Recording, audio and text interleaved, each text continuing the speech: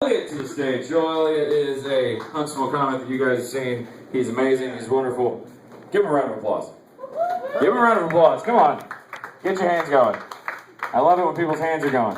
Joel Elliott, ladies and gentlemen. Hey, thank you. All right. Okay, if we could all just bow our heads for the pre-stand-up set prayer.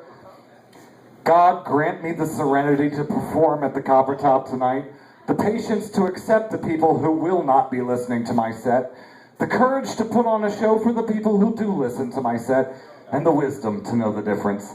My name is Joel Elliott. You can follow my awkward handle on Twitter by following @awkwardhandle on Twitter. I'm an extremely passive person. I'm a very submissive person. When there was only one set of footprints, it was when I was letting somebody walk all over me. You know, I've been wearing a new cologne. It's called a Steamless. It has hints of cigarettes, weed, and self-loathing. I just got out of a relationship just recently, and so I got back on Tinder, and I got a match right away, which is great, But Tinder matched me with cats, which that's not very helpful. I already knew I was compatible. Yeah, I know. I form emotional relationships with cats, no problem. It is true that I just got out of a relationship, and the depressing nature of that Tinder match me with cats joke really starts to hit home now. Like that, oh man, no, that is a depressing joke. Yeah. So did you hear about the string cheese theory? It caused widespread panic. Yeah. Oh. So on the subject of Tinder, a lot of my girlfriends are on Tinder, and by girlfriends I don't mean girls that I have sex with. I mean girls that get emotional support from me, to enable them to have healthy relationships with other men. A lot of my girlfriends are on Tinder, and one of my girlfriends saw on Tinder a guy that had 2 Avenged Sevenfold tattoos, 2 of them.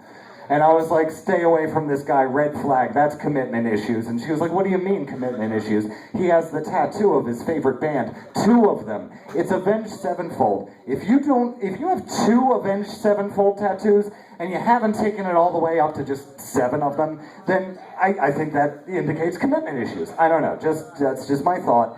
I have a lot of thoughts. I try to share them.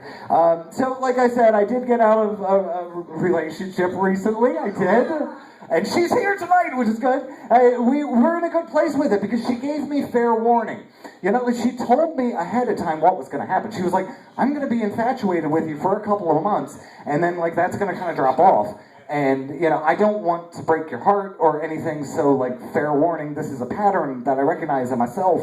And, so I did, of course, the only responsible thing, and I prepared 0%, I didn't prepare at all. So, I was still like, oh, no, at the end. But then I can't be mad at her. I can't be mad at her at all because she gave me fair warning. That's fair. If all of my relationships had gone that way, can you imagine what kind of a great life I would have? If the first sexual relationship that I had when I was 18 years old, if she gave me fair warning, first of all, it would have been a weird conversation. But if she had given me fair warning, she would have said, hey, look, I want to give you fair warning. After the first time that you have sex with me, I am going to fall madly in love with you. I'm going to have sex with you between 1 and 3 times every day for a solid year. At the end of that year, when you have a talk with me about how, I need a little bit of space, I just kind of need to come up for air, I'm going to get really suicidal. And you're going to have to come with me to the therapist's office with my mother and sit in the therapist's office talking about my suicidal feelings that are attributed to you. And, had she given me fair warning, I could have known it was coming and prepared, if the girl that I met at the radio station had said, look, I'm going to give you fair warning. I'm a virgin, and I'm going to fall in love with you immediately, and I'm going to ask you to take my virginity, and when it comes to the hot and heavy moment, I am going to say, I don't want to touch it with my hand, and you're going to feel like the grossest person on the planet. Fair warning. I could have gotten myself out of a very mortifying experience if I had gotten fair warning. If my ex-wife had given me fair warning, again, it would have been a weird conversation, but it would have been helpful, if she had said, hey, look, Joel, fair warning.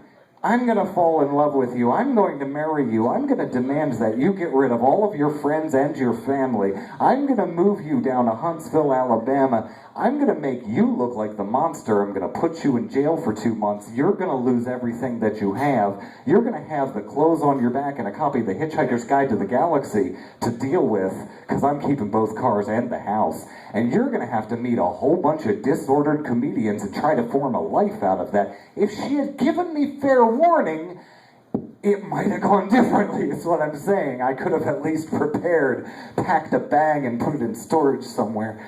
So I've got a very complicated backstory, as you might be learning for the first time, and I appreciate you for listening to it. December 19th, we are going to raise money for the Rose of Sharon. It's a soup kitchen, and it is about to close. Like, they need money badly. December 19th, bring some people out. If you can't come, tell somebody, go to Straight to Ale December 19th and donate some money. Coppertop, you have been great. I, on the other hand, have been Joel Elliott. Keep it going for Joel Elliott, ladies and gentlemen.